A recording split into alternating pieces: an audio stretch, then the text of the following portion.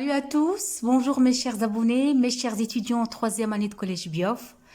Je vous souhaite la bienvenue dans cette nouvelle capsule, dans cette nouvelle vidéo, dans laquelle tous ensemble, on va apprendre ce que je dois maîtriser pour poursuivre mes apprentissages en troisième année de collège Biof. Donc, quels sont les prérequis, quelles sont les notions de base que vous devez connaître pour commencer l'année troisième année de collège Biof sans aucun problème, sans aucun souci et avoir de bonnes notes en SVT.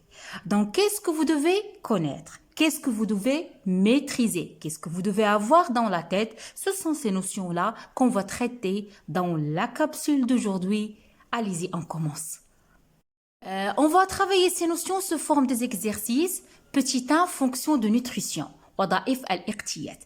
La question A, associez chacun des éléments suivants au numéro correspondant dans le tableau ci-dessous. Le sang, vaisseau sanguin, cœur, rein, les reins, la vessie, l'œsophage, la bouche, les poumons, trachée, l'intestin, l'estomac, l'urine, CO2, O2, nutriments, foie. Donc, je commence par le sang. Donc, le sang, il appartient à quel appareil? C'est l'appareil circulatoire. Les vaisseaux sanguins, oui, la même chose, c'est l'appareil circulatoire.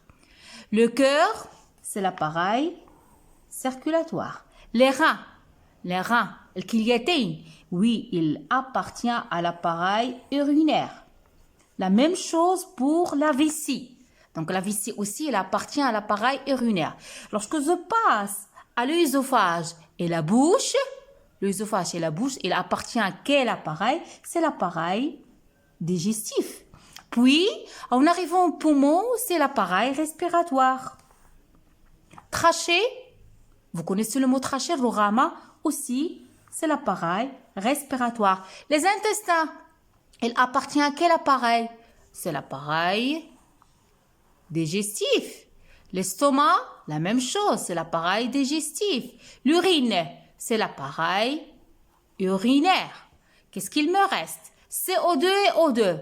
Il appartient à l'appareil respiratoire, ou je peux dire aussi l'appareil circulatoire, parce que le cœur, il fait circuler le sang riche en oxygène et le sang riche en CO2 vers les différentes parties de notre corps. Les nutriments, c'est l'appareil digestif. Foie, c'est l'appareil digestif. Donc, quel est l'intérêt de cet exercice-là?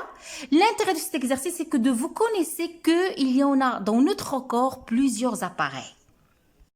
Mes chers étudiants, dans notre corps, il y en a plusieurs appareils. Là, je vais faire un stop. Il y a l'appareil respiratoire que vous avez vu en première année de collège, la même chose l'appareil digestif, l'appareil circulatoire qu'on va détailler aujourd'hui, l'appareil urinaire, je rajoute l'appareil génital que vous avez étudié en deuxième année de collège, quoi d'autre? Le système appareil immunitaire, oui, appareil immunitaire qu'on va étudier cette année-là, Inch'Allah, et l'appareil, le système nerveux. Qu'on va étudier aussi. Donc, ces appareils, ils sont constitués de quoi? Oui, ils sont constitués des organes. Par exemple, je vous donne un exemple, l'appareil digestif. Qu'est-ce qu'il contient l'appareil digestif? Il contient l'estomac, la bouche, les intestins, etc. L'appareil digestif, il est composé de plusieurs organes. Et ces organes sont composés de quoi, mes chers étudiants? Ils sont composés de tissus. Et les tissus, ils sont composés de quoi? De cellules. Donc, ce que vous devez retenir, ce que vous devez reconnaître, que l'unité structurelle de notre corps, l'unité structurelle ou bien structurale ou bien l'unité de base de notre corps, ce sont les cellules. Lorsque ces cellules seront organisées en tissus, l'ensemble des tissus, ça va nous donner les organes. L'ensemble des organes, ça va nous donner l'appareil digestif. L'ensemble des appareils digestifs, ça va donner le corps humain. Je pense, mes chers étudiants, troisième année de collège Biof, vous avez compris cellules, tissus, organes, appareils. On passe à l'exercice 2.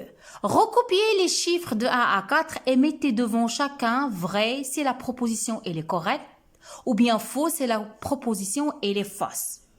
Vous m'excusez, je regarde la caméra. Donc, l'homme a un régime alimentaire omnivore puisqu'il se nourrit des légumes et des fruits. Oui, l'homme, il a un régime alimentaire omnivore. الإنسان له نظام غذائي قارئ. لكن لماذا؟ Parce qu'il se nourrit des légumes et des fruits. Mais en plus de ça, qu'est-ce qu'on mange? On mange de la viande. C'est pour cette raison-là qu'on a un régime alimentaire omnivore. Donc là, cette réponse, cette proposition, elle est fausse. Si je dois la corriger, je dois noter l'homme a un régime alimentaire omnivore puisqu'il se nourrit des légumes, des fruits et de la viande. Je passe à petit 2.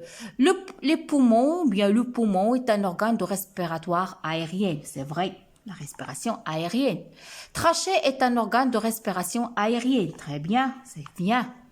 La formule dentaire chez l'homme adulte est différente de celle d'une femme adulte. Ils ont la même formule dentaire. Donc, je passe à l'exercice C. On passe, mes chers étudiants, l'exercice 3. Classer l'intrus. Quel est l'intrus dans ces phrases-là? Plasma, globule rouge, globule blanc, cytoplasme. Donc, quel est l'intrus? Plasma, globule rouge, globule blanc, ce sont les constituants de notre sang. Donc, l'intrus ici, c'est le mot cytoplasme. Comme vous le connaissez, un cytoplasme. Le cytoplasme, c'est un constituant de notre cellule. La cellule, elle est composée d'un noyau, d'une membrane cytoplasmique et d'un cytoplasme. Je passe. Deuxième phrase. Branche, œsophage, trachée, poumon, bronchiole. Donc, branche, bronchiole, poumon, trachée, ça c'est quoi? Ça c'est l'appareil respiratoire. الجهاز التنفسي.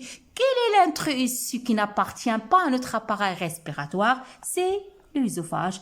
Et il appartient à quoi? Il appartient à notre appareil digestif. Notre exercice, mes chers étudiants, la digestion et la respiration chez l'homme, parce que ce sont des chapitres que vous allez étudier cette année-là en détail et que vous avez des préacquis, vous avez des notions que vous avez vues en première année de collège. Donc, j'essaie durant cette capsule de vous rafraîchir un petit peu la mémoire, vous faire rappeler les notions que vous avez apprises en première année de collège. Donc, précisez là où les propositions correctes pour chacun des items 1 et 2. Donc, la digestion des aliments chez l'homme, est-ce qu'elle est assurée par un appareil digestif adapté au régime alimentaire carnivore? Donc, est-ce que ça c'est vrai ou faux? Est-ce que nous, on a un régime carnivore? Non, ce sont les animaux qui ont un régime carnivore. Certes, c'est-à-dire, lorsque je dis les animaux, je parle des animaux carnivores. Je parle du loup, du lion, le chien, le chat, c'est ça. Mais nous, on a quel régime alimentaire? L'être humain, l'homme. Qu'appelle-t-on le régime alimentaire de l'homme? Oui, mes chers étudiants. Notre régime alimentaire, on est des omnivores. الإنسان له نظام غذائي قارئ. لماذا الإنسان له نظام غذائي قارئ؟ لأنه يتناول أو يتغذى على أغذية من أصل حيواني وأصل نباتي. Donc cette affirmation, elle est fausse. Comment je vais la corriger? La digestion des aliments chez l'homme, elle est assurée par un appareil digestif adapté au régime alimentaire omnivore. Je passe. La digestion, il correspond à l'ensemble des transformations aboutissant à la dégradation des aliments consommés. Effectivement. Parce que pourquoi on digère? Pourquoi tout ça? La digestion, mes chers étudiants, on verra ça dans le cours, c'est la fragmentation, c'est la dégradation des aliments consommés. Parce que nous, on mange des aliments qui sont composés de molécules grosses. Et vous le savez, nos cellules, ils n'assimilent que des petites molécules. Ils n'utilisent que des petites molécules qui sont simples. D'où l'intérêt de la digestion pour qu'il permet la transformation des grosses molécules en molécules si petites, si simples, qui seront assimilables par nos cellules.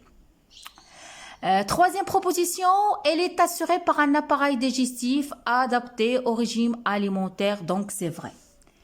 Je passe. La respiration chez l'homme. Est-ce que la respiration chez l'homme, elle correspond à la prise de CO2 et le rejet de O2? Donc ça c'est faux. Est-ce que s'effectue de la même manière que chez le criquet? C'est faux. Le criquet, il a une respiration trachéenne, il a des trachées, tandis que l'homme, il a une respiration pulmonaire. Elle correspond à la prise d'O2 et le rejet de CO2? Oui, c'est vrai. On respire de l'oxygène. Sans oxygène, on ne peut pas vivre.